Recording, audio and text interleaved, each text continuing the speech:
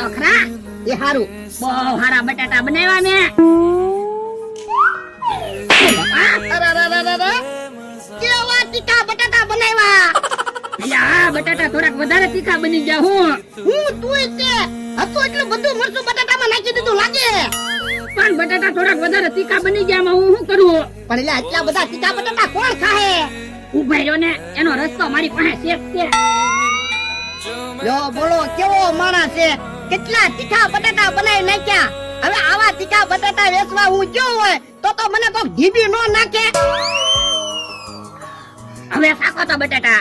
એ હારું. હેલા તે બટાટામાં હું નાખ્યું? એ મોરસ. પણ યાર આટલા બધા ગળ્યા બટાટા કોણ ખાહે? હા, બટાટા ગયા બની ગયા.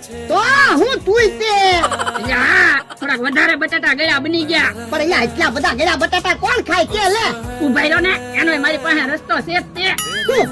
એ બટાટામાં નાખી દેવી લીંબુ, એટલે બટાટા બની જાય ખાટા મીઠા.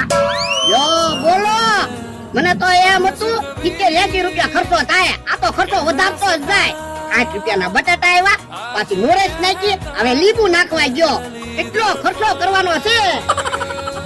યા ભલે દાદા, હવે બટાટા શાકો તો. હા હવે બરોબર લે. હા ભલે દાદા, હાલો આપણે હવે બટાટા ખાવી. ના રે ના, હવે નથી ખાવાનો, હવે બટાટા બધા વેચવાના છે.